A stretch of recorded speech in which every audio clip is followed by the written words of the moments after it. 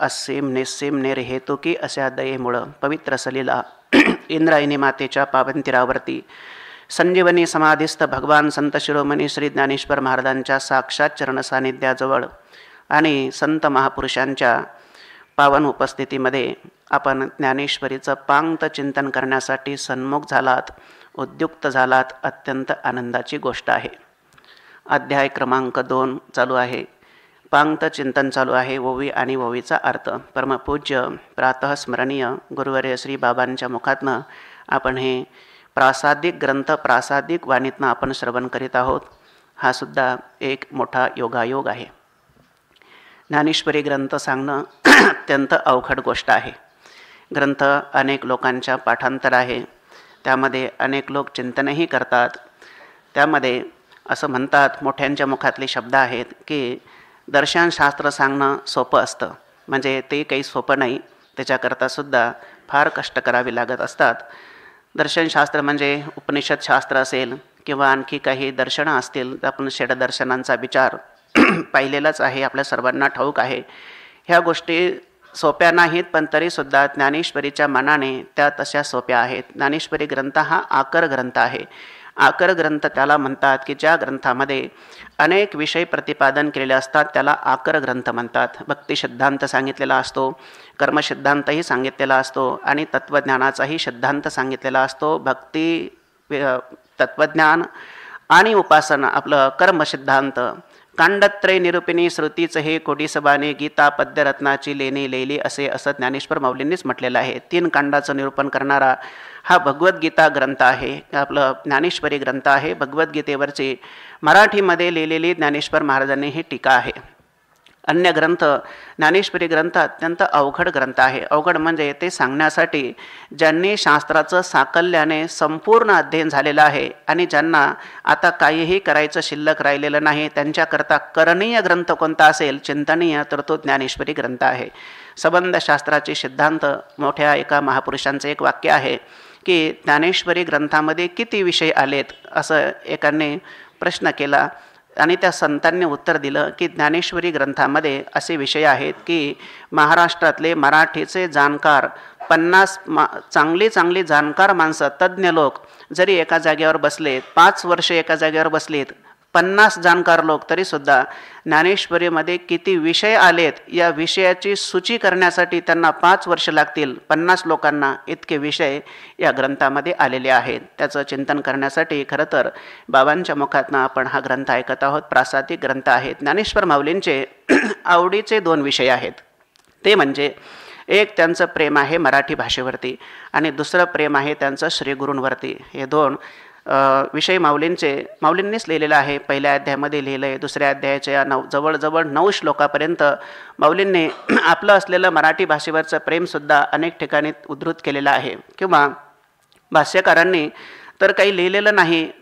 दुसऱ्या अध्यायाच्या 11व्या श्लोकापासून भगवत पूज्यपाद श्रीमद आद्यगुरु शंकराचार्यांनी भाष्य लिहायला प्रारंभ केलेला आहे की जो श्लोक आपण आत्ता वाचला, श्री भगवानुवाच अशोचानन्वशोचस्त्वं प्रज्ञाबादांश्च भाससे गतासु न गतासंश्च नानुशोचन्ते पंडिताः. या श्लोकापासून भगवत पूज्यपाद श्रीमद आद्यगुरु शंकराचार्यांनी भाष्य लिहायला प्रारंभ केलेला आहे. त्याच्या आधी भाष्य लिहिलेलं नाही. त्याचा उल्लेख त्यांनी पुढे करताना केला, का लिहिलं नाही म्हणून, आणि लिहिण्याची आवश्यकताही भासली नाही. पण ही गोष्ट ज्ञानेश्वर माऊलींना मात्र कटाक्षाने जाणवलेली आहे. कारण त्याला भूमिका असं म्हणतात, उपोद्घात म्हणतात त्याला, प्रस्तावना म्हणतात त्याला.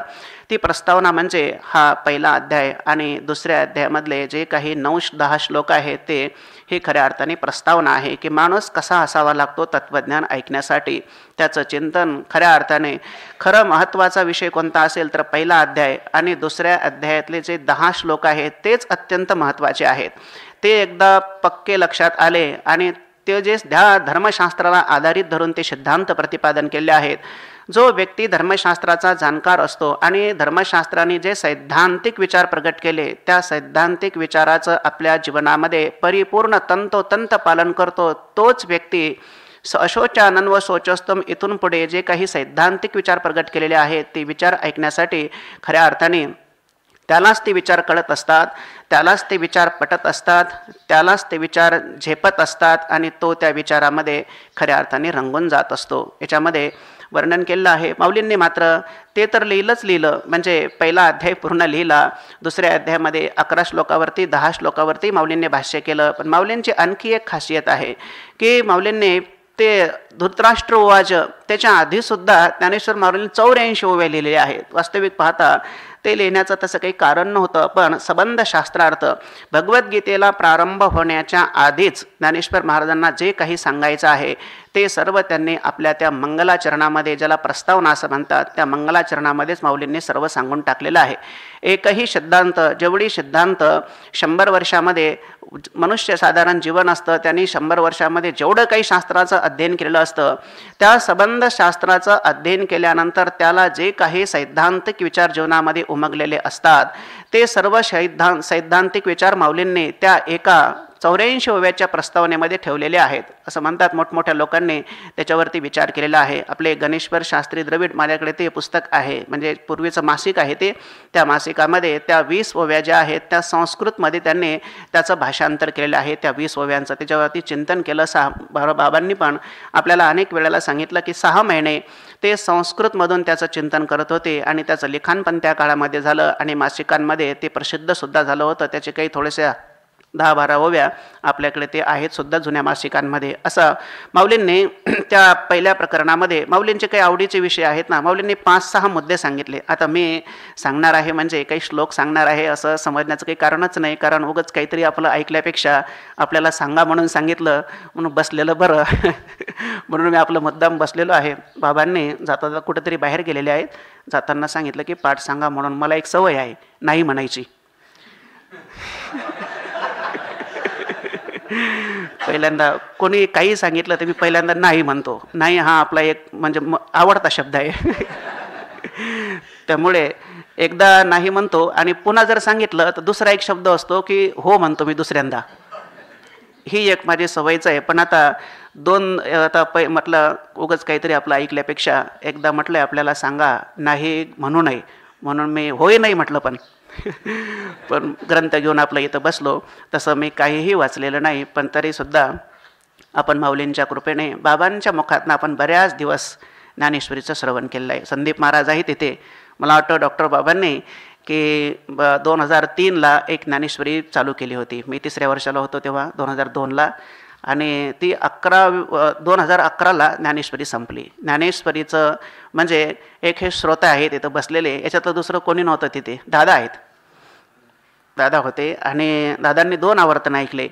पहिल्यापासून ओवीपासून तर शेवटच्या ओवीपर्यंत 18व्या अध्यायातल्या बाबांची ज्ञानेश्वरी ऐकण्याचं सद्भाग्य आम्हाला प्राप्त झालं. आता आमची बुद्धी चाळण असल्यामुळे त्याच्यात काही राहिलं नाही. तो प्रश्न वेगळा आहे, पण प्रासादिक शब्द आम्हाला ऐकायला मिळाले. 15वा अध्याय संदीप महाराजांनी तो डिलीट केला का झाला मला माहिती नाही, पण तो रेकॉर्डिंग केला होता. जवळजवळ 8.5 महिने डॉक्टर बाबांनी 15वा अध्याय सांगितला होता. 8.5 महिने कन्हैया आश्रमामध्ये तो आम्ही रेकॉर्डिंग पण केला. पण महाराजांनी कोणाकडे तरी ते रेकॉर्डिंग ठेवायला दिलं, तेव्हा आपल्याकडे व्यवस्थाही नव्हती. आणि त्या महाराजांना जेव्हा आम्ही मागायला गेलो तेव्हा त्यांनी सांगितलं की ते माझ्याकडनं डिलीट झालं. आता डिलीट झालं नेमका का त्यांच्याकडे आहे माहिती नाही. 15 अध्याय 16, 17 आणि 18 या अध्यायापासून एक आयपॉड एका व्यक्तीने आणून दिलं होतं. ते आम्ही तिथे रेकॉर्डिंग करून ठेवलं होतं. त्यातला एक अध्याय राहिलेला आहे, 18वा अध्याय. तो सुद्धा जपून ठेवला म्हणून तो 18वा अध्याय राहिलेला आहे. पण आपल्याला इतकं भरीव डॉक्टर बाबा आताही पण सांगतात, पण त्या काळामध्ये जे काही सांगत होते ते काही अप्रतिम असं असायचं. काही दृष्टांत अजूनही सुद्धा एखाद्या वेळेला कुठेतरी तो मागचा दृष्टांत जाणवतो की हा दृष्टांत बाबांनी पूर्वी सांगितला होता. शक्यतोवर आता जे काही पूर्वी सांगतात शेवटी चिंतन तेच आहे, त्यामध्ये काही फारसा फरक नाही. काय सांगत होतो पण पहिल्या अध्यायामध्ये माऊलींनी 5 मुद्दे सांगितले, 6 मुद्दे. पहिल्यांदा गणपतीचं चिंतन केलेलं आहे. माऊलींचा गणपती हा लोकविलक्षण गणपती आहे. म्हणजे शास्त्रामध्ये अशा गणपतीचं चिंतन कोणीही केलेलं नाही आहे. असा षडदर्शन माऊलींनी त्या गणपतीच्या 6 हाताच्या ठिकाणी ठेवलेले आहे. दर्शनशास्त्रकार विद्वान लोकांनी कितीही जरी त्याच्यावरती चिंतन केलं तरीसुद्धा ज्याला बुद्धीची घमेंड असेल त्याने ज्ञानेश्वर महाराजांच्या गणपतीला स्पर्श करावा, हात घालावा, त्याच्या बुद्धीची जिरल्याशिवाय राहणार नाही असे विचार माऊलींनी त्या गणपतीमध्येच खऱ्या अर्थाने ठेवून दिलेले आहेत. पहिल्या अध्यायातल्या पहिल्या ओवीमध्ये माऊलींनी संबंध शास्त्रार्थ सांगून टाकला. आपण बाबांच्या मुखातनं कितीतरी 31 दिवस बाबांनी ही ओवी सांगितली होती. एकदा 31 दिवस म्हणजे ओम नमोजी आद्या वेद प्रतिपाद्या जय जय स्वसंवेद्या आत्मरूपा ओम नमोजी आद्या संबंध ब्रह्मसूत्रातली चतुस्तोत्री ज्याला आपण म्हणतो जन्माद्यस्येतः अथा तो ब्रह्मजिज्ञासा शास्त्रनित्वात आणि तत्व समन्वयात चारही सूत्र माऊलींनी पहिल्या ओवीमध्ये ठेवले. कुठे कुठे कोण्या कोण्या शब्दामध्ये ते सूत्र ठेवलेत याचा सुद्धा विचार आत्ताही झालेला आहे, मागे सुद्धा बाबांनी सांगितलेला आहे. तत्वमसी महावाक्य ज्याला म्हणतात, जो सांगण्यासाठी ग्रंथ प्रवृत्त झालेला आहे ज्ञानेश्वरी ग्रंथ तत्वमसी ते ब्रह्म तूच आहेस हे सांगण्यासाठी प्रवृत्त झाला, तो तत्वमसी महावाक्याचा उपदेश माऊलींनी पहिल्या ओवीच्या शेवटी आणि दुसऱ्या ओवीच्या पूर्वार्धामध्ये माऊलीने तत्वमसी महावाक्याचा उपदेश सुद्धा त्या ठिकाणी करून दिलेला आहे. धर्मशास्त्राचे सिद्धांत सांगितले आणि दुसरा विषय म्हणजे शारदा देवीला सरस्वतीला वंदन केलेलं आहे. तिसऱ्यांदा गुरुजींना नमस्कार केलेला आहे, श्रीगुरूंना वंदन त्या ठिकाणी केलं. आवडीचा विषय माऊलींचा श्रीगुरूंच्या संदर्भामध्ये माऊलींना जेवढं काही बोलायचं आहे तेवढं त्यांनी अगोदरच 2-4 ओव्यांमध्ये त्या ठिकाणी बोलून ठेवलेलं आहे. त्यानंतर माऊलींनी महाभारताचं वर्णन केलं आणि त्या महाभारतांतर्गत असलेली भगवद्गीता त्या गीतेचं सुद्धा वर्णन केलं आणि 4था, 5वा, 6वा मुद्दा सांगितला ज्याला श्रोतृविज्ञप्ती म्हणतात. म्हणजे श्रोत्यांना माऊलींनी विनवणी केलेली आहे, नमस्कार केलेला आहे की ग्रंथ ऐकत असताना कसा ऐकावा ते वेचिती मने मवाडे चकोर तलगे म्हणून माऊलींनी श्रोत्यांना विनंती केली. आणि हा ग्रंथ अशा प्रकारचा जर तुम्ही ऐकला, चित्तामध्ये असलेले काही दोष असतात, मल विक्षेप काय कषाय आणि मल विक्षेप आवरण भ्रम प्रमाद करणा पाटवानी विप्रलिप्सा इत्यादी दोषांनी विवर्जित जर आपण हे श्रवण केलं तर निश्चित आपल्या पदरामध्ये ब्रह्मदर्शन पडल्याशिवाय राहणार नाही अशी माऊलींनी ग्वाही त्या ठिकाणी प्रतिज्ञाच या ठिकाणी केलेली आहे की तुम्ही शब्द ऐका, तुमच्या चित्तामध्ये निश्चित रूपाने त्याचा साक्षात्कार झाल्याशिवाय राहणार नाही असे शब्द माऊलींनी त्या ठिकाणी ठेवले. पहिल्या अध्यायाला प्रारंभ झाला. पहिला अध्याय हे तर खरं दुसऱ्या अध्यायातला जो श्लोक आहे ना, प्रज्ञाबादान असा एक शब्द आलेला आहे त्याच्यामध्ये. अशोचा नन्व शोचस्तम प्रज्ञाबादांचे भाससे. प्रज्ञाबाद म्हणजे बुद्धी या शब्दाखाली हे सर्व प्रकरण मोडतं. म्हणजे एक टायटल एखादा निबंध लिहायचा असला तर प्रज्ञावाद असा एक शब्द द्यायचा आणि हे सर्व पहिला अध्याय पूर्ण आणि दुसऱ्या अध्यायातले जे 10 श्लोक आहेत या 10 श्लोकावरचं सर्व वर्णन म्हणजे प्रज्ञावादान या शब्दाच्या खाली केलेलं ते सर्व एक निबंधच आहे. प्रज्ञा अशोचा नन्व शोचस्तम प्रज्ञाबादांश अर्जुनाने फार मोठ्या भगवंतालाच खरं तर पहिल्या अध्यायाला भगवद्गीते म्हटल्यापेक्षा अर्जुन गीता म्हणायला अडचण नाही, कारण सर्व उपदेश अर्जुनानेच केलेला आहे भगवंताला. भगवंताचा एकही शब्द एक टोक बाबांनी काल सांगितलं होतं की एक फक्त सोड सेनयोः उभयोः मध्ये रथम स्थापय मेच्युत ते अर्जुनाचंच आहे नाही का. भीष्म दोरण प्रमुखतः सर्वेशांच मे उवाच पार्थ पश्चेतान समवेतान करून इति एवढाच शब्द फक्त उवाच पार्थ पश्चेतान एवढाच फक्त शब्द पहिल्या अध्यायामध्ये आलेला आहे. आणि दुसऱ्या बाबांनी त्या दिवशी सांगितलं ना की दुसऱ्या अध्यायामध्ये जे काही 2 श्लोक आलेले आहेत ते 2 श्लोक म्हणजे संक्षिप्त ती काय आहे, गीताच आहे, त्याला सूत्र असं म्हणतात. किंवा हे जे प्रकरण आहे ना 30 श्लोकापर्यंत आलेलं 11व्या श्लोकापासून तर 30 श्लोकापर्यंत इथं भगवद्गीता संपलेली आहे. तसं तर भगवद्गीता ग्रंथ त्या 2 श्लोकामध्ये संपलेला आहे. याला सूत्रबद्ध भाषा म्हणतात. अल्पाक्षरम असंदिग्धम सारबद्ध विश्वतो मुखम अस्तोभम अनबद्यंच सूत्रं सूत्रो विदो विदुः याला सूत्र असं म्हणतात ना. अल्प बिंब तरी बचके एवढे परिप्रकाशा त्रैलोक्य थोकडे शब्दाची व्याप्ती तेने पाडे अनुभवाभिगा. सूर्याचं बिंब जरी छोटंसं दिसत असलं तरी सुद्धा त्याच्या प्रकाशाची व्याप्ती त्रिभुवनामध्ये आहे याची वाट काय. त्याप्रमाणे सूत्र जरी छोटंसं दिसत असलं तरी सुद्धा त्याच्या अर्थाची व्याप्ती त्याचं गांभीर्य आपल्याला सांगता येत नाही. त्याप्रमाणे इथे माऊलींनी हे सर्व सूत्रबद्ध संतांची वाणी ही वैदिक वाणी सूत्रबद्ध आहे, तर संतांची भाषा ही सूत्राला सुद्धा सूत्रबद्ध करणारी भाषा आहे. यद्यपि आपण आता नाही का सांगितलं की आता तो ब्रह्मजिज्ञासा असं सूत्र आहे ना, जन्माद्यस्येतः असं सूत्र आहे, त्याच्यामध्ये 2-4 पदं आलेली आहे. जन्मादी अस्य काय यतः असे पदं आलेले आहेत ना. 3 शब्द आहेत एका सूत्रामध्ये आणि सूत्राचा अर्थ काय आहे साधारणतः. सूत्राचा अर्थ एवढाच आहे की परमात्म्याचं काय त्या जन्माद्यस्य येताईच्यापासून सर्व निर्माण झालेलं आहे. मंत्र सर्वांना माहिती आहे. येतो वा इमानी भूतानी जायन्ते येन जातानी जीवन्ति यत्प्रयन्त्य विसंबिशन्ति तद्वि जिज्ञासस्व तद्ब्रह्मेति जने हे विश्व निर्मियले महर्षी देवा ते संस्थापिले 21 स्वर्गाते धरियेले सत्ता मात्रे आपुल्या ऐसा तो समर्थ ब्रह्मांडाचा धनी असं म्हणतात ना. त्याप्रमाणे सर्व त्याच्यापासूनच निर्माण झालेलं आहे असा मंत्राचा अर्थ आहे. सूत्राला सुद्धा तेच सांगायचं आहे ना. जन्माद्यस्य येता त्याच्यामध्ये शब्द 3 आहेत. पण माऊलींनी त्याचा संक्षेप करत असताना असं केलं, वैदिक वाङ्मय सूत्रबद्ध आहे, तर माऊलींनी संतांचं वाङ्मय सूत्राला सुद्धा सूत्रबद्ध करतं. त्याच्यामध्ये 3 शब्द आहेत आणि हाच अर्थ स्पष्ट करत असताना माऊलींनी पहिल्या अध्यायामध्ये पहिला शब्द वापरला, तो म्हणजे आद्या. आद्या शब्दामध्ये काय अक्षर 2 आहेत, शब्द तर एकच आहे आद्या. त्या शब्दाला सुद्धा तेच सांगायचं आहे. परमात्मा कसा आहे हो, तर परमात्मा हा आद्य आहे. म्हणजे जगाचं चेतन कारणवादाची प्रतिष्ठापना माऊलींनी पहिल्यांदाच केलेली आहे. म्हणजे जे काही जगताविषयीचे काही मतं आहेत ना, आपण ऐकलेलं आहे, स्वभावम ईश्वरम कालम यदृच्छा नियतीन तथा परिणामंच मन्यन्ते प्रकृतीम पृथुदर्शनात, हे काही मतं सांगितलेले आहेत जगतविषयक. त्याप्रमाणे जगत आज कशापासून निर्माण झालेलं आहे हे तेव्हा माऊलींनी त्याचे सिद्धांत पहिल्या शब्दामध्ये सांगून टाकलं की याच्यावरती चर्चा करण्याची काही आवश्यकता नाही. स्वभावापासून निर्माण झालं का, काळवाद आहे का, कशापासून ईश्वराने निर्माण केलं, या चेतन कारणवादाची प्रतिष्ठापना माऊलींनी पहिल्या शब्दामध्ये केलेली आहे, आद्या म्हणून. आद्या म्हणजे या जगताला मूळ कारण कोण असेल तर हा परमात्माच याचं मूळ कारण आहे. म्हणजे आद्या शब्दामध्ये चेतन कारणवादाची प्रतिष्ठापना केली आणि सूत्रालाही सूत्रबद्ध करणारी संतांची वाणी याची चुणूक सुद्धा ज्ञानेश्वर माऊलींनी खऱ्या अर्थाने आपल्याला त्या शब्दांमध्ये दाखवून दिलेली आहे. हे सर्व जे वर्णन चाललेलं आहे पहिल्या श्लोकापासून पहिल्या अध्यायाच्या तर 10व्या श्लोकापर्यंत, हे सर्व प्रज्ञावादान या शब्दाच्या खाली चाललेलं आहे. हा सर्व बुद्धिवाद चालू आहे. एखादा व्यक्ती, काल जसं बाबा म्हटलेत की मनुष्याला दोष कळाला म्हणजे मनुष्य दोष निवृत्त करण्यासाठी प्रवृत्त होत असतो. त्याप्रमाणे इथे अर्जुनाला त्याच्या अंतःकरणामध्ये अर्जुनाला जो काही भगवान पुन्हा पुन्हा सांगतात, पण अर्जुनच भगवंताला सांगतो, शिकवण्याचा प्रयत्न करतो, अर्जुनाला कळत नाही. पण जेव्हा भगवंताने काही गोष्टी दुसऱ्या अध्यायामध्ये 2 श्लोकांमध्ये सांगितल्या तेव्हा अर्जुनाला असं वाटलं की आपलं नेमकं चुकते की काय, असे एक संशयाची पाल अंतःकरणामध्ये चुकचुकली आणि अर्जुनाने पुन्हा एक विशेष म्हणजे विज्ञप्ती केली भगवंताच्या समोर की कार्पण्य दोषोपहत स्वभावः पृच्छामि तां धर्म सम्मूढ चैतः यश्रेयः निश्चितं ब्रूहि तन्मे शिष्यस्ते अहं शादीमान् त्वां प्रपन्नम. अर्जुनाला वाटलं की आपलं नेमकं काहीतरी चुकतंय. भगवान ज्या अर्थी आपल्याला सांगतात आणि आपण भगवंताला सुद्धा एक बगल देण्याचा प्रयत्न करतो. मोठी माणसं काही बोलत नसतात, पण असं स्पष्टही सांगत नाहीत. भगवंतांनी तर या 2 श्लोकामध्ये अर्जुनाला दुसऱ्या अध्यायाच्या स्पष्टच सांगितलेलं आहे.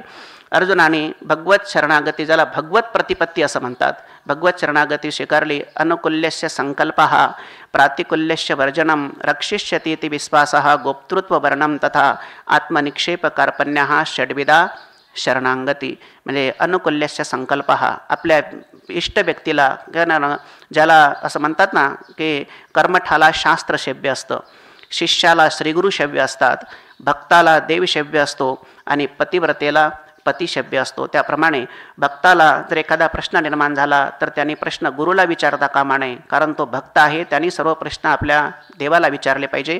जगद्गुरु श्री तुकोबरायांनी अभंगामध्ये जे काही प्रश्नांची मीमांसा झाली ती सर्व भगवंताशी केलेली आहे. भगवंताला प्रश्न विचारले. कर्मठ असेल तर त्यांनी शास्त्राला विचारलं पाहिजे, पतिव्रता असेल तर तिने पतीला विचारलं पाहिजे, आणि मुमुक्षु असेल एखादा, मुक्तुम इच्छा, ज्याला मुक्त होण्याची इच्छा आहे, काही हे बिरडे फिटेल, काही तो स्वामी भेटेल, युगाभनी वडील निमिषमाणी, काही मी उद्धार पावेन, काय कृपा करील नारायण, ऐसे सांगा तुम्ही संतजन करा समाधान चित्त माझे. अशा मुमुक्षुने आपल्या श्रीगुरूंना प्रश्न विचारले पाहिजे. अर्जुनाची भूमिका ही शिष्याची आहे आणि गुरुजी कोण असतील तर ते भगवान श्रीकृष्ण परमात्मा आहेत. म्हणून अर्जुनाने या ठिकाणी भगवत प्रतिपत्ती गुरूंच्या समोर तद्विद्धी प्रणिपातेन परिप्रश्नेन सेवया उपदेक्षन्ते ते ज्ञानम ज्ञानिनस्तत्वदर्शिनः परीक्ष लोकान् कर्मचितान् ब्रह्मणो निर्वेद मायात् नास्त्यकृतः कृतेन तद्विज्ञानार्थं सगुरुमेव विगच्छेत समेत्पानिः श्रोत्रियम ब्रह्मनिष्ठम, असं म्हटलेलं आहे. मुंडक उपनिषदामधला मंत्र आहे की त्या गुरुजींच्या समोर नतमस्तक व्हायला पाहिजे. ते गुरुजींचं लक्षण सांगितलेलं आहे. श्रोत्रिय ब्रह्मनिष्ठ आणि उदार असलेले ते मानभाव पुरुष आहेत. त्यांच्या चरणारविंदे तस्मात् गुरुं प्रपद्येत जिज्ञासु श्रेयमुत्तमं शाब्दे परेच निष्णातं ब्रह्मण्योपशमाश्रयम. हा मला वाटते भागवतामधला श्लोक आहे.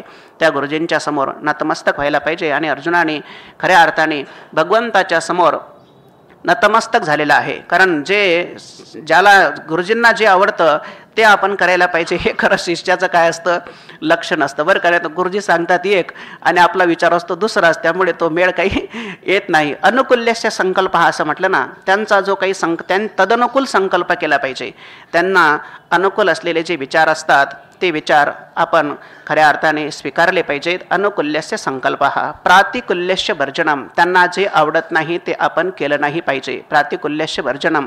रक्षिष्यते ते विश्वास हा. हे माझं रक्षण करणार आहेत असा दृढ विश्वास त्याच्या अंतःकरणामध्ये, त्याला दुर्दम्य इच्छाशक्ती म्हणतात. ते इच्छाशक्ती त्याला धृत्याया धारयते मन प्राणेंद्रिय क्रिया योगे नाव्य भिचारिण्या धृत्तीसा पार्थ सात्विकी. याला सात्विक धैर्य असं म्हणतात. असं सात्विक धैर्याने त्याचं अंतःकरण हे तजेलदार असलं पाहिजे. अनुकूल्य प्रातिकूल्यस्य वर्जनम रक्षिष्यते ती विश्वास हा. गोप्तृत्व वर्णम तथा, याला आत्मनिवेदन असं म्हणतात. गोप्तृत्व वर्णम तथा आत्मनिक्षेप कार्पण्य हा षड्विधा शरणागती. आत्मनिक्षेप सांगितलेले. आत्मनिक्षेप म्हणजे काय?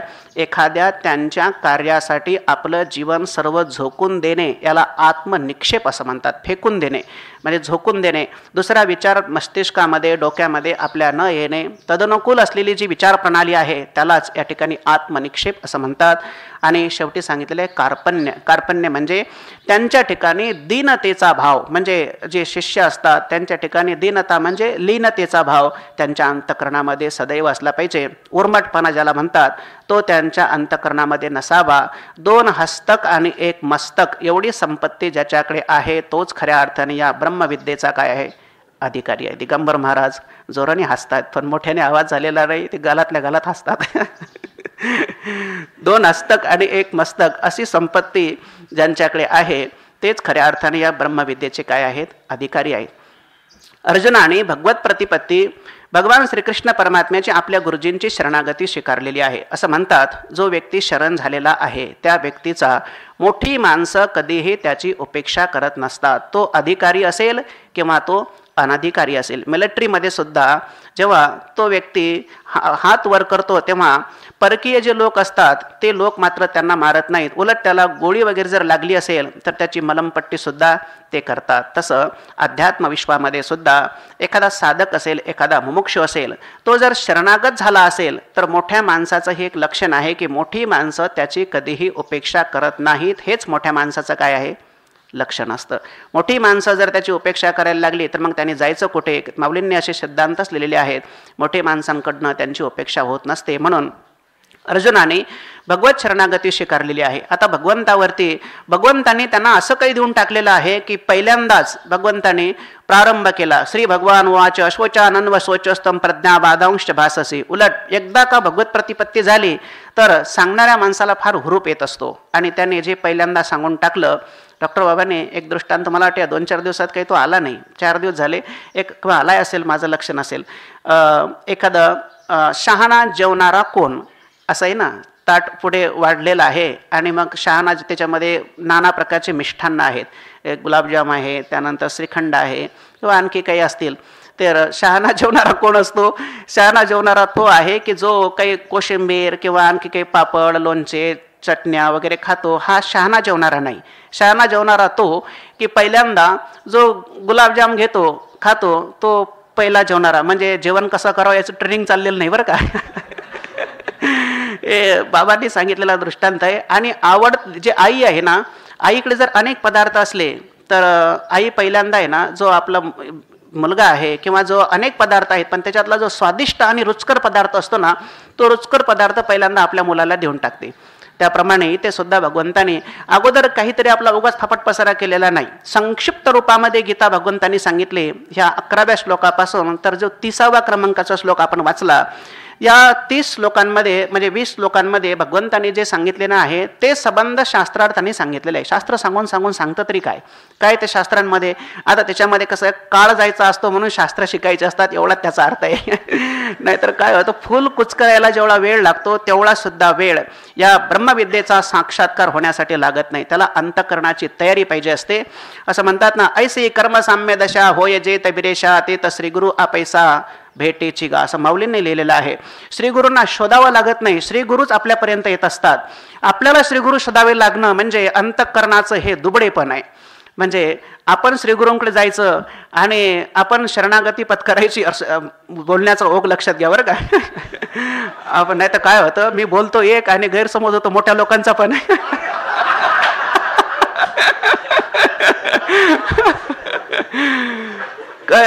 माऊलींनी लिहिलं, एकदा माणूस आंबा पाळायला लागल्यानंतर ते पाळ तयार झालेला आहे. पोपटाला कुठं आमंत्रण द्यायचं असतं का? पोपट तिथं येत असतो, आंब्याला तिथपर्यंत जाण्याची आवश्यकता नाही. साधकाने सुद्धा आहे ना अंतकरणाची इतकी मोठी तयारी करावी लागत असते. एकदा अंतकरण का तयार झालं ना, गुरुजींना शोधायला जावंच लागत नाही. ते गुरुजीच आपल्यापर्यंत येतील आणि आपल्याला ब्रह्मज्ञान सांगतील. पण ही जबाबदारी खऱ्या अर्थाने हे मुमुक्षूचीच जबाबदारी असते. माऊलींनी स्वतः लिहून ठेवलंय, कर्मसाम्य दशा होय जे तबिरेशा. ते तर श्रीगुरु आपैसा भेटेची गा, आपोआप श्रीगुरु भेटत असतात. आणि महावाक्याचे नावे गुरुकृपेचे ने थावे, माता हात ठेविला नव्हे थापटिला जैसा. मग साधू संगे सुबटा उजळ सत्कर्माची वाटा, अप्रवृत्तीचा भांटा डावलोनी. असं स्वतः माऊलींनीच लिहिलेलं आहे. भगवत प्रतिपत्ती स्वीकारलेली आहे आणि भगवंतांनी त्यांना उपदेश करायला प्रारंभ केला. तो अशोचा नन्व शोचस्तम प्रज्ञाबादांच भाससे. पंडित लोक त्याला म्हणतात. पंडानाम आत्मविषया बुद्धी एशांते पंडितः असं भाष्यकारांनी लिहिलेलं आहे. पंडा म्हणजे त्याला म्हणतात की ज्याला आत्मतत्वाचा साक्षात्कार झालेला आहे त्यालाच काय म्हणतात? पंडित म्हणतात. म्हणजे आत्म्याची परिच्छिन्नता आणि ब्रह्माची परोक्षता ज्यांच्या दोन भ्रांती उडून गेलेल्या आहेत त्याला काय म्हणतात? पंडित असं म्हणतात. म्हणजे आत्मा माझा परिच्छिन्न आहे याच्याविषयी ज्याला संशय नाही आणि ब्रह्म माझ्यापासून परोक्ष आहे याच्याविषयी सुद्धा ज्याला संशय नाही, तो ब्रह्मच मी आहे आणि आत्माच मी आहे आणि मीच ब्रह्म आहे आणि ब्रह्मच मी आहे असं ओतप्रोत चिंतन ज्याच्याकडनं झालेलं आहे त्याला खऱ्या अर्थाने काय म्हणतात? पंडित असं म्हणतात. पंडित तोची भला नित्य भजे जो विठ्ठला. पंडित बाबांनी सांगितलं ना, मला वाटते काल, आचार्याला सुद्धा काय म्हणतात? आचार्य नाही बरं का, आचार्याला सुद्धा पंडित असं म्हणतात. इकडे म्हणतात ना उत्तर भारतामध्ये स्वयंपाक करणाऱ्याला सुद्धा पंडित असं म्हणतात. शब्दाचं झाड उभं करत असतो त्याला सुद्धा काय म्हणतात? पंडित म्हणतात. बोलायला लागले म्हणजे काय होतं? एक म्हणतात ना ब्रह्माचं झाड उभं करतात म्हणतात, हे शब्दांचं झाड उभं करतात त्याला सुद्धा पंडित असं म्हणतात. वाक वैखरी शब्द झरी शास्त्र व्याख्यान कौशलम म्हणतात ना, भोक्तये न तू मुक्तये. या ब्रह्मविद्येचा उपयोग हा मनुष्य जीवनामध्ये खऱ्या अर्थाने त्याला ब्राह्मी स्थिती एषा ब्राह्मी स्थिती पार्थ नैनाम प्राप्य विमयती स्थित्वाश्याम अंतकालेपी ब्रह्मनिर्वाण मृच्छती. याचा उपयोग खऱ्या अर्थाने ब्रह्मानुभूती ब्रह्मदर्शन फलपर्यवसायी ही ब्रह्मविद्या व्हायला पाहिजे. हा याचा सांगण्याचा खऱ्या अर्थाने हा खरा अर्थ आहे. इथून भगवंतांनी या 30 श्लोकांमध्ये अर्जुनाला आत्म्याच्या अमरत्वाचा सिद्धांत सांगितला की अर्जुना, हे हृदयाचे ढिलेपण येत निकियासी नव्हे कारण, हे संग्रामी पतन कारुण्यसी. असं आहे ना, ओवी लिहिलेली आहे माऊलीने गेली ओवी ही, की हे हृदयाचं जे ढिलेपण आहे ते काही उपयोगाचं नाही. त्याच्यामध्ये पुरता धीरुधरी, तू पुरता म्हणजे धैर्य धारण केलं पाहिजे आणि धैर्य धारण करून तुला हा रणसंग्राम याच्यामध्ये तुला विजय संपादन करावा लागेल असं भगवंतांनी त्या ठिकाणी म्हटलेलं आहे. तू कोण आहेस अर्जुना? ज्याने संग्रामो हरो जिंतीला निवात कवचाचा ठाव फिडिला पवाडा तुवा केला गंधर्वासी. तू शूरवृत्तीचा ठावो क्षत्रिया माझी राहो. तुझ्या नावाचा उद्घोष जर केला तर भय सुद्धा दश दिशा लंघिजे असं माऊलींनी म्हटलेलं आहे. तुझे नामे अपयशी दिशा लंघिजे असं माऊलेलं आहे. अपयश सुद्धा तुझं नाव घेत अर्जुन आहेस तू. पुन्हा सुमनू आणि शुद्धमती अनिंदको अनन्य अशी माणसं काय रस्त्यावर पडलेली असतात का? ती माणसं शोधून सुद्धा सापडत नसतात. अशा प्रकारचा अधिकारी संपन्न महात्मा म्हणजे खऱ्या अर्थाने तू आहेस. भगवंताचा इथे जीव तुटतो. कारण अर्जुनाला हे सांगायचं आहे आणि भगवंताला हे सांगायचं आहे, पण अर्जुनाने मनामध्ये जे काही गृहीत कृत्य धारण केलेलं आहे ते गृहीत कृत्य सोडायला तयार नाही आहे. गृहीत कृत्य मनातलं सोडण्यासाठी भगवान त्याला पुन्हा पुन्हा विनवणी करतात आणि अर्जुना त्याला आठवण करून देतात. हे सर्व माऊलींची भाषा आहे. भगवंताचा अर्जुन वेगळा आहे आणि ज्ञानेश्वर माऊलींचा अर्जुन वेगळा आहे. भगवंताचा दुर्योधन पण वेगळा आहे, ज्ञानेश्वर माऊलींचा दुर्योधन वेगळा आहे. म्हणजे भगवंताचा म्हटल्यापेक्षा व्यासांचा म्हणूया किंवा भगवंताचाही म्हटलं तर काही नाही. भगवंताचा धृतराष्ट्र वेगळा आहे, माऊलींचा धृतराष्ट्र वेगळा आहे. प्रत्येक शब्द लिहित असताना भगवद्गीतेतले शब्द आणि त्या शब्दांवरती त्या व्यक्तीच्या संदर्भामध्ये ज्ञानेश्वर महाराजांनी केलेले परिष्कार हे काही अलौकिक परिष्कार आहेत. त्यांनी प्रत्येकाचं व्यंग कुठे कुठे सांगितलेलं आहे. माऊलींनी कुठे कुठे एखाद्या व्यक्तीचे हा भीष्म गंगानंदनो काय प्रताप तेजस्वी भानो रिपू गज पंचाननो कर्णबिरू. आता ह्या शब्दांची उकल भगवद्गीतेमधल्या खरे म्हणून गुरुदेव रानडेंनी असं मी ते चरित्र वाचलं 2-3 दिवसामध्ये. त्यांनी लिहिलं की भगवद्गीतेवरती अनेक टीका झालेल्या आहेत, याबद्दल वाद नाही. त्यांनी पण एक दर्शन लिहिलं, त्याला साक्षात्कार दर्शन असं म्हणतात. गुरुदेव रानडे म्हणजे गुरुवारे सोनोपंत मामा दांडेकरांचे शैक्षणिक गुरु म्हणतात त्यांना. फर्ग्युसन कॉलेजमध्ये तत्त्वज्ञानाचे प्रोफेसर होते गुरुदेव रानडे म्हणून. त्यांनी भगवद्गीतेवरती त्यांचे मित्र होते डॉक्टर सर्वपल्ली राधाकृष्णन, म्हणजे भारत देशाचे दुसरे राष्ट्रपती. हे म्हणजे त्यांचं इतकं वजन होतं की एक पत्र जरी पाठवलं तरीसुद्धा राष्ट्रपती असतानासुद्धा त्यांच्या पत्रावरती राष्ट्रपती हे पुण्याला येत असत. असं भरीव व्यक्तिमत्व म्हणजे गुरुदेव रानडेंचं व्यक्तिमत्व होतं, जे मामासाहेबांचे एक शैक्षणिक गुरु होते आणि आध्यात्मिक प्रेरणासुद्धा. तत्त्वज्ञानाचं चिंतन करावं आणि तत्त्वज्ञान हा विषय तुम्ही आमरणांत शिकवावा अशी मामासाहेबांना जी विनवणी आणि विज्ञप्ती केली होती ती प्राध्यापक श्री गुरुदेव रानडेंनी केली होती. आणि त्यांच्या गुरुदेव रानडेंचे सुद्धा गुरुजी जोग महाराजच होते आणि दांडेकर मामांचे गुरुजीसुद्धा जोग महाराज होते. सांगतो कशा करता पण लक्षात ठेवा. ते एक गोष्ट मला सांगायची, त्यांचे आठवलं आहे, कालच वाचलं मी ते, की त्यांचे आत्ता विद्यापीठामध्ये पुस्तकं आहेत रानडेंचे, म्हणजे ऑक्सफर्ड नावाची युनिव्हर्सिटी आहे बाहेर देशामध्ये, त्या विद्यापीठामध्ये यांनी लिहिलेले जे इंग्रजीतले पुस्तकं आहेत ते तिथे आता सध्या सिलेबसमध्ये, ते आता सध्या शिकवायला ते पुस्तकं आहेत तिथं, त्या सिलेबसमध्ये आहेत ती पुस्तकं. तेव्हा ती पुस्तकं जेव्हा त्यांनी लिहिले त्याची एक कॉपी ते मराठीमध्ये तयार करत असत. पुस्तकं त्यांनी सर्व इंग्लिशमध्ये लिहिले, मराठी एक कॉपी तयार करायची आणि ती कॉपी आळंदीला पाठवायची आणि जोग महाराजांना द्यायची. आणि जोग महाराजांनी जर सांगितलं की पुस्तक व्यवस्थित लिहिलं गेलं आणि पंढरीचा वारकरी विष्णुबुवा जोग अशी ते सही करत असत. त्या चरित्रामध्ये लिहिलं आहे, शंगो तुळपुडेंनी ते चरित्र लिहिलेलं आहे आणि ते पुस्तक नंतर ते इंग्लिशमध्ये ते प्रसिद्ध करत असत. म्हणजे इतका जोग महाराजांच्या शब्दांनासुद्धा गुरुदेव रानडे मान होता, म्हणजे त्यांच्या हृदयामध्ये महाराजांविषयी स्थान होतं. त्या रानडेंनी एक ग्रंथ लिहिला भगवद्गीतेवरती. राधाकृष्णांनी पण सर्वांनीच लिहिलेलं आहे. 1947 पर्यंत जेवढे राजकीय क्षेत्रामध्ये कार्यकर्ते झाले आणि अध्यात्म क्षेत्रामध्ये जेवढे काही तज्ज्ञ लोक होते त्या सर्व लोकांनी त्या काळामध्ये भगवद्गीतेचा विचार केलेला आहे. एकाच्याही हातातून भगवद्गीता ग्रंथावरती लेखणी न उचलता त्यांचं जीवन गेलं असं कोणाचंही घडलेलं नाही त्या काळामध्ये. रानडे सुद्धा त्याला अपवाद नाही आहेत. रानडेंनी साक्षात्कार दर्शन नावाचा एक भगवद्गीतेवरती ग्रंथ लिहिलेला आहे.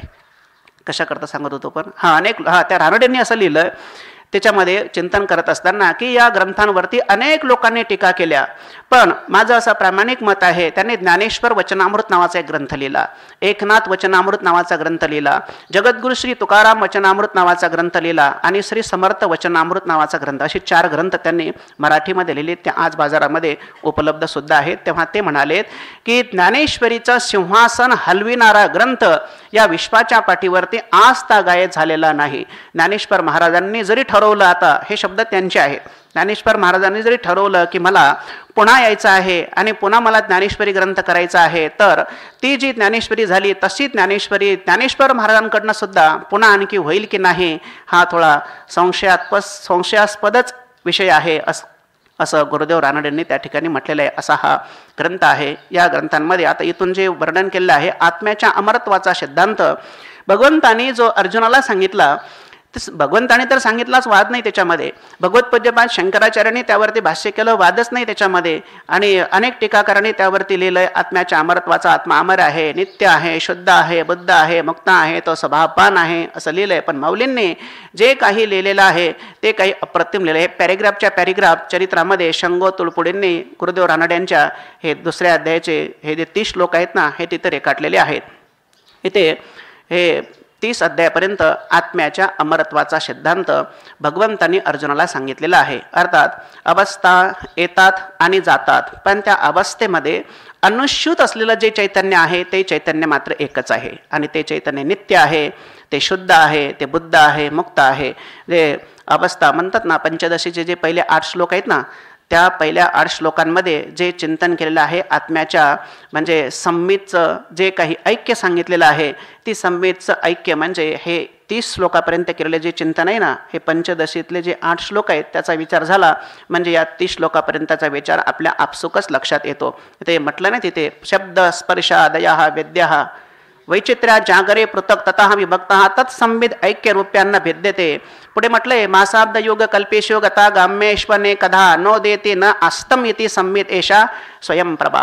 किती जरी मास गेलं काय, अब्द गेलं काय, युग गेलं काय, किती जरी वर्षानुवर्ष गेले तरी सुद्धा आत्मा जो असतो तो आत्मा काय आहे, एकच आहे. अवस्था येतात आणि जातात.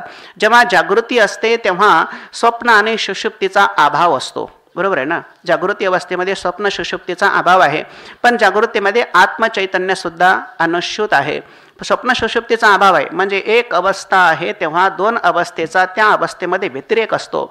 जेव्हा स्वप्न अवस्था आहे तेव्हा सुषुप्ती पण नसते आणि तेव्हा जागृती पण नसते. तुम्ही म्हणाल असं कसं सुषुप्ती नसते? गाढ झोपेमध्ये कधी स्वप्न पडत नाही. स्वप्न अवस्था जेव्हा आहे तेव्हा गाढ निद्रा नसते. सुषुप्तीचा व्यतिरेक आहे आणि जागृतीचा सुद्धा व्यतिरेक आहे. आणि जेव्हा मनुष्य सुषुप्तीमध्ये असतो म्हणजे झोपेमध्ये असतो तेव्हा त्याला जागृती पण नसते आणि त्याला स्वप्नसुद्धा नसतं. त्या अवस्थेमध्ये त्या दोन अवस्थेचा काय आहे? व्यतिरेक आहे. म्हणजे एक अवस्था आहे तेव्हा दोन अवस्थेचा व्यतिरेक असतो. पण आत्मतत्वाच्या संदर्भामध्ये असं म्हणता येत नाही. आत्मांचा सर्वान अवस्थेमध्ये काय आहे? अन्वय म्हणतात त्याला. अन्वय म्हणजे काय? सर्व अवस्थेमध्ये अनुश्रुत एक वस्तू असणे याला अन्वय असं म्हणतात. आणि एक अवस्थेमध्ये दुसऱ्या अवस्थेचा व्यतिरेक असणे, अभाव असणे याला व्यतिरेक असं म्हटलेलं आहे. असा आत्मा प्रत्येक अवस्थेमध्ये जागृतीमध्ये सुद्धा इथून गाडी नागपूरपर्यंत बिना धडकता कोणाला ज्या अर्थी एसटी स्टँडमध्ये उभी राहिली त्या अर्थी त्याच्यामध्ये ड्रायव्हर हा निश्चित मानला पाहिजे. हे स्वप्नावस्थेमध्ये सुद्धा जागृती अवस्थेमध्ये जसं आहे तसं स्वप्नात सुद्धा सुषुप्ती अवस्थेमध्ये काल झोपेतला अनुभव सकाळी उठल्यानंतर तो सांगतो की अहम काय? सुखम अहम अस्वाप्सम न किंचित अभेदिशम. मी रात्री गाढ झोपलो होतो, मला काहीही कळालेलं नाही असं सकाळी उठल्यानंतर सांगतो. मला काही कळालं नाही हे तरी तुम्हाला कळालंच ना. म्हणजे सुषुप्तीतला अनुभव सांगतो. याचा अर्थ असा आहे की सुषुप्ती अवस्थेमध्ये सुद्धा काय आहे? आत्मा आहे. याला तार्किक भाषा म्हणतात. न्यायाची जी भाषा आहे, न्याय घटित, ज्याला आत्मतत्वाची न्याय घटित केलेली सिद्धी म्हणजे पंचदशीमध्ये असलेले ते काय आहेत? 8 श्लोक आहेत. त्याच्यामध्ये अनुमान जे काही आलेले आहेत ना त्या अनुमानांचा विचार त्या ठिकाणी करण्यासारखा आहे. हा सांख्य योग आहे. दुसरा अध्याय. खरं तर पहिला अध्यायाला अर्जुन विषय, योग शब्दाचा अर्थच आहे योग म्हणजे युज्यते एन इति योगा हा असं म्हटलं ना. युज्यते योगे म्हणजे परमात्म्याशी संबंध जोडणे याला योग असं म्हणतात. ते साधन आहेत. 18 अध्यायामध्ये 18 योग सांगितलेले आहेत पहिल्या अध्यायापासून तर मोक्ष संन्यास योगो नाम अष्टादशोध्याय 18व्या अध्यायापर्यंत योग सांगितलेले आहे. योग म्हणजे परमात्म्याशी संबंध जोडणे. युज्यते एन इति योगा हा येन ज्याद्वारा परमात्म्याशी संबंध जोडल्या जातो ते द्वार म्हणजे ते साधन आहे ना, ते साधन योगच असतं. आणि तो साधन करणारा जो असतो ना त्याला योगी असं म्हणतात. योगी म्हणजे साधन करणारा. आणि ते जे योग आहे परमात्म्याशी संबंध जोडण्याचं जे माध्यम असतं जे साधन असतं त्या साधनाला योग असं म्हटलेलं आहे. मग ते साधन कुठले असेल? इथे सांख्य नावाचा योग आहे हा दुसऱ्या अध्यायामध्ये. सांख्य म्हणजे हे दर्शन नाही बरं का. सांख्य म्हणजे सांख्य नावाचं एक शास्त्रसुद्धा आहे. ते शास्त्र इथे सांगायचं नाही. इथे सांख्य शब्दाचा अर्थ चाललेला आहे. सांख्य म्हणजे ज्ञान. ज्ञान म्हणजे तत्वज्ञान. हे भगवंतांनी या ठिकाणी अर्जुनाला तत्वज्ञान सांगितलेलं आहे की तू असा आहेस. तुझं जे मूळ स्वरूप आहे ते मूळ स्वरूप असं आहे. तात्विक स्वरूप जे आहे ते कसं आहे तर हे आता इथे सांगितल्याप्रमाणे कशामध्येच ते स्वरूप लिंपायमान कशानेही ते होत नाही. मात्रा स्पर्शास्तु कौंतेय काही शीतोष्ण सुख दुःखदाह आगमा पाहिना नित्यः तांती तिक्षस्व भारत देहे नित्यमवध्योयम देहिनोस्मिन्नता देहे कौमारम यौवनम जरा दे तथा देहांतर प्राप्ती ही धीरा तत्र न मुह्यती. जीवात्म्याच्या ठिकाणी हे अवस्थांतर येत असतात आणि हे अवस्थांतर जात असतात. त्या जीवात्म्याला कौमार यौवन जरा ह्या अवस्था प्राप्त होतात. तथा देहांतर प्राप्ती ही त्याला दुसरी अवस्था सुद्धा प्राप्त होत असते. पण धीरा तत्र न मुह्यती. पण धीर पुरुष जे आहे ते मात्र मोहित होत नसतात. जातस्य हे ध्रुव मृत्यू ध्रुवम जन्म मृतस्य च तस्माद अपरिहार्यते नत्वम सोचितुम अर्हसी. असं आत्म्याचं अजरामरत्व त्या ठिकाणी सिद्ध केलेलं आहे. याला सांख्ययोग म्हणतात. सांख्य म्हणजे तत्वज्ञान. अशा प्रकारचा विचार ज्यामध्ये प्रतिपादन केलेलं आहे ते जे ज्ञान असतं त्या ज्ञानाला तत्वज्ञान असं म्हणतात. हे शब्द बाहेर जे वापरले जातात ना ज्ञान शब्द, तत्वज्ञान हा शब्द सोडून जगामध्ये जेवढी ज्ञानं आहेत ती सर्व ज्ञानं ही आडनावाची ती ज्ञान आहेत. जे ज्ञानं सारखे बदलतात, ज्याच्यामध्ये 6-6 महिन्याला चेंज होतो सारखा सिलेबस, त्या ज्ञानाला कुठं ज्ञान म्हणतात का? अस्थिर असतं. ज्ञान शब्द हा पारिभाषिक शब्द आहे. जे स्थिर आणि स्थावर असतं ते कधीही बदलत नसतं. जो का ते स्वरूपामध्ये असतं त्यालाच काय म्हणतात? ज्ञान म्हणतात. आणि जे ज्ञानासारखे बदलतात त्या ज्ञानाला कुठं ज्ञान म्हणत असतात का? ते ज्ञान म्हणजे आडनावाचं ते ज्ञान आहे. एकच ज्ञान आहे ते म्हणजे याला तत्वज्ञान असं म्हणतात. आणि त्या तत्वज्ञानालाच काय म्हटलेलं आहे? सांख्य म्हटलेलं आहे. इथं सांख्य योग म्हणजे तत्वज्ञानाच्या माध्यमातून भगवान परमात्म्याशी जोडलेला जो काही संबंध आहे त्या संबंधालाच इथे योग म्हटलेला आहे. आणि संबंध जोडणारा जो पुरुष आहे त्या अर्जुनाला या ठिकाणी योगी असं म्हटलेलं आहे. मग 5व्या अध्यायामध्ये मला वाटतं एक श्लोक आहे, तपस्विभ्य हा अधिका योगी ज्ञानेभ्योपि मतोधिकः कर्मिभ्यश्चाधिको योगी तस्माद योगी भवार्जुन. अर्जुना तू योगी हो. योगी हो म्हणजे साधन करणारा हो. साधन म्हणजे कुठलं साधन करायचं? पहिल्या तर इथे तत्वज्ञान हे साधन सांगितलेलं आहे. हा वेद प्रतिपादित अशा प्रकारचा योग आहे. हा वेदाने सांगितलेला आहे. कारण जे कर्म आचरण करायचं असतं, जे साधन आपण स्वीकारायचं असतं, ते साधन वेद प्रतिपादित तर असलं पाहिजे ना. जे वेदाने सांगितलेलंच नाही. कारण मानव मात्रांचा संविधान आहे वेद, आणि वेदाने सांगितलेलं इदं करू आणि इदं मा करू, हे करा आणि हे करू नका. वेद प्रतिपादित जर साधन असेल आणि त्या साधनाचा स्वीकार आपण जीवनामध्ये केला असेल तर त्या साधनाने आपल्याला भगवत दर्शन किंवा जीवनामध्ये परिपूर्णता प्राप्त होत असते. पण ते साधनच जर वेदात सांगितलं नसेल आणि ते जर आपण करायला लागलो तर ना इतः भ्रष्टः ततः भ्रष्ट असं म्हणतात ना, इकडचंही नाही आणि तिकडचंही नाही, त्याला ते साध्य प्राप्त होणार नाही. त्याकरता वेद प्रतिपादित साधन सांगितलेलं आहे, ते म्हणजे याला सांख्ययोग असं म्हणतात. पुढे कर्मयोग सांगितला, तो वेद प्रतिपादित आहे. ज्ञान कर्मयोग असेल, भक्तियोग असेल, पुरुषोत्तम योग असेल, सर्व वेदांनी प्रतिपादन केले. पण प्रज्ञावादांखाली बोललो ना आपण, पहिल्या अध्यायामध्ये जो काही योग सांगितला ना तो अर्जुन विषाद योग आहे. वास्तविक पाहता योग शब्दाचा अर्थ आहे परमात्म्याशी संबंध जोडणे. दुसऱ्या अध्यायामध्ये जसं सांख्य योग याद्वारा परमात्म्याशी संबंध जोडला सांख्याच्या द्वारा, तत्वज्ञानाच्या द्वारा, तसं पहिल्या अध्यायामध्ये अर्जुन विषाद योग आहे. योग शब्दाचा अर्थ तर आहे परमात्म्याशी संबंध जोडणे, पण साधन काय पहिल्या अध्यायामध्ये? तर पहिल्या अध्यायामध्ये साधन सांगितले अर्जुन विषाद योग. अर्जुनाला झालेलं दुःख हे सुद्धा परमात्मा प्राप्तीचं साधन ठरलेलं आहे. पण हे वेदात सांगितलेलं नाही ना. हे वेद प्रतिपादित कुठे आहे? दुःख एखाद्याचं कुठं परमात्मा प्राप्तीचं साधन होत असतं का? एखाद्याचं रडणं, पहिला अध्याय म्हणजे हा रडण्याचा अध्याय आहे. पहिल्या अध्यायामध्ये सारखा अर्जुन रडतो, परत भगवंताला सांगतो, विनवणी करतो की बाबा नको हे काय लिहिलं ना, संकळो नरका एव कुलज्ञानाम कुलश्च पतंती पित्रो हे श्याम लुप्त पिंडोदक क्रिया. या सर्वांचं खापर हे माझ्यावरती फुटेल, मला पाप लागेल, म्हणून पापाला अर्जुन घाबरतो. त्या ठिकाणी इथे पापभिरू मनुष्य जे असतात ना तेच खऱ्या अर्थाने ब्रह्मज्ञानाचे या ब्रह्मविद्येचे अधिकारी असतात. म्हणून अर्जुनाचं हृदय, त्या हृदयाचा परिचय भगवंताला त्यांनी पहिल्या अध्यायामध्ये करून दिलेला आहे. अर्जुन विषाद. आता एखाद्याचं रडणं कुठं योग ठरत असतं का? आता आपण सारखं रडत असतो म्हणून काय आपलं रडणं काय परमात्मा प्राप्तीचं साधन ठरलं का? किंवा जगामध्ये कितीतरी लोक रडत आहेत म्हणून काय त्यांचं ते रडणं भगवंताच्या दर्शनाचं कुठं साधन झालं का? पण इथे हा एक अर्जुनाच्या बाबतीमध्ये अर्जुनाचं रडणं हे सुद्धा भगवंत प्राप्तीचं साधन ठरलेलं आहे. कारण रडतो कुणाकरता हा एक महत्त्वाचा मुद्दा आहे. म्हणजे रडणं असेल पण तो कुणाकरता रडतोय नेमकं? प्रपंचाकरता. रामकृष्णांनी त्या चरित्रामध्ये असं लिहिलंय. आपल्याला बाबांनी बऱ्याचदा ते चरित्र दिलेत, पण मला नाही वाटत की आपण वाचले असतील म्हणून. ते रामकृष्णांचे चरित्र लिहिलेत ना, रामकृष्ण वचनामृत म्हणून. त्या वचनामृतामध्ये असं लिहिलंय की रामकृष्ण परमहंस म्हणतात ना असं की त्या दगडावर बसत असत आणि ज्या दगडावर ते बसायचे तो दगड त्यांच्या डोळ्यातली अश्रूंनी तो शेवाळलेला होता. पण मी सतीशजींना ही गोष्ट विचारली, मागे ते बसलेले आहेत, ते म्हणाले की हे देव आहे हे डॉक्टर बाबांनी सांगितलेलं हे चरित्रात आलेलं नाही. पण मलाही वाचण्यात नाही गेलं, पण मी बाबांकडनं हे बऱ्याचदा ऐकलेलं आहे की रामकृष्ण ज्या दगडावरती बसत असत त्या दगड तो त्यांच्या डोळ्यातल्या अश्रूने की काली माता मला दर्शन का देत नाही अशा विराहाच्या पोटी त्यांच्या डोळ्यातनं जे अश्रू बाहेर पडत असत, त्या अश्रूने त्यांचा तो दगड जो आहे तो शेवाळला होता. अर्थात त्यांचं रडणं जे आहे ते परमात्म्यासाठी रडणं आहे, देवाकरता ते रडणं आहे. अर्जुनाचं रडणं येथे माझ्याकडनं पाप होतंय. जो पापाकरता रडत असेल तर निश्चित रूपाने ते रडणं सुद्धा त्याला भगवत प्राप्तीचं काय ठरत असेल? साधन ठरत असेल. संसारामध्ये जे काही रडणं असतं, डॉक्टर बाबा म्हणत असतं, एक वाक्य असतं बा, एवढ्यात काही ऐकायला आलं नाही, ते म्हणत असतात प्रपंचासाठी आपण घागरभर अश्रू वाहिलेत, पण मला देव भेटावा याच्याकरता डोळ्यातनं एखादं टिप्पूस तुमच्या पडलं का? आणि काय स्वप्न पाहता ब्रह्मदर्शनाची? असं एक ते वाक्य असायचं की जे माणसांच्या डोळ्यातनं कधी अश्रूचे थेंबच पडले नाही.